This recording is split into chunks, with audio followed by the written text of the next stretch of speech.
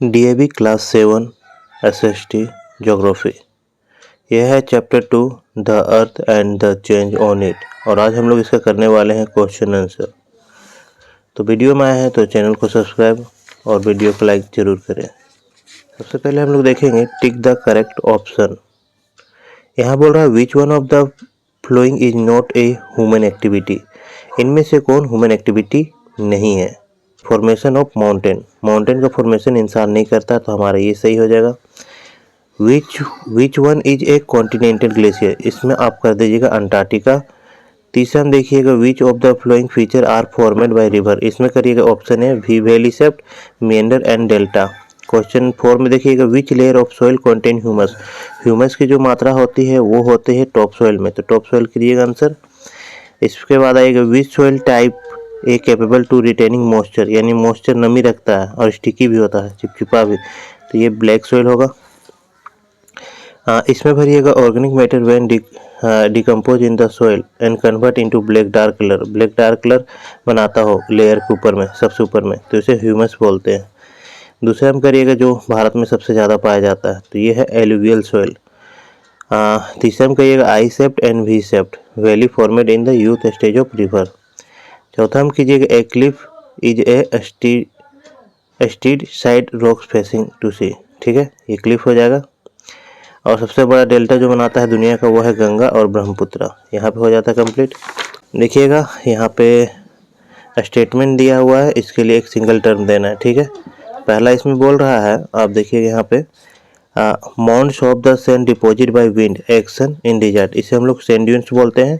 The process in which a gradually wearing and carrying away of soil particles take place on the earth surface, इसको हम लोग denudation बोलते हैं।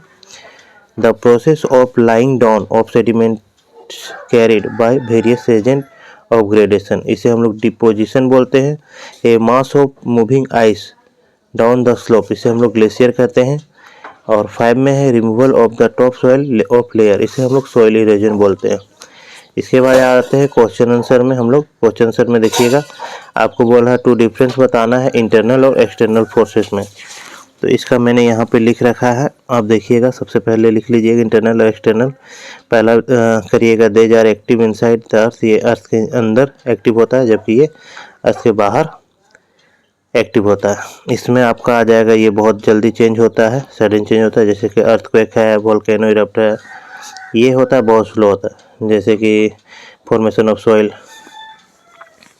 Question number हम लोग 2 में आते हैं, name the various agent of gradation, इसका आंसर आप यहाँ से लिखिएगा।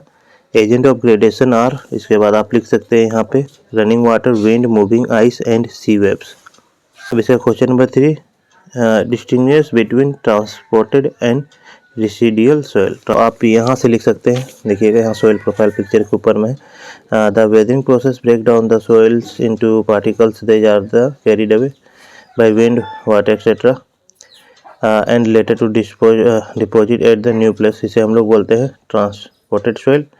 और but which soil is a format is a new weathering of the parent rock and remain present on the same site, इसे हम लोग बोलते हैं रेसिड्यूज। और में आते हैं how is delta format, delta कैसे बनता है आइए देखते हैं। यहाँ पे ही मिलेगा आपको क्वेश्चन नंबर 4 का। The river dues deposit silt sand and sediments over a large area near its mouth, the large deposition help in the formation of delta, ठीक है। अब यहाँ पे क्वेश्चन नंबर 5 भी है, अब देख लीजिए क्वेश्चन नंबर 5 क्या बोल रहा है। Why is humus formed more rapidly in humid area, humid area में ह्यूमस इतना ज़्यादा जल्दी क्यों बनता है, ठीक है ना। तो आप यहाँ पे सॉइल वाला में आइएगा और यहाँ से लिखिएगा this is a rapidly formed humid area due to the heavy growth of plant, ये क्यों होता है, ज़्यादा मात्रा में प्लांट का ग्रो होना और एनिमल्स का वहाँ पहुँचना, ठीक है, एनिमल्स रहना। ई पार्ट में और ई का भी क्वेश्चन आंसर करेंगे। एक्सप्लेन वेदरिंग, वेदरिंग को एक्सप्लेन करना, मेंशन करना है the factor, the effect, the rate of the weathering and soil erosion. देखिएगा ई का 1 2 जगह मैंने किया है। तो सबसे पहले वेदरिंग को क्या कहते हैं, the term weathering refer to the process of breaking rocks into smaller particles, it include erosion on deposition. इसके बाद 1 का ही लिखिएगा आप देखिएगा the rate of which erosions and deposition take place depend, ये किस पे डिपेंड करता है, अपन द टेम्परेचर पे, वेजिटेशन कवर पे, रेनफॉल पे, स्लोप ऑफ द लैंड पे, टाइप ऑफ सोइल पे and change in land use पे। यहाँ पे कंप्लीट होता है ई का 1। ई का 2 बोल रहा है explain the formation of soil with the help of A label diagram.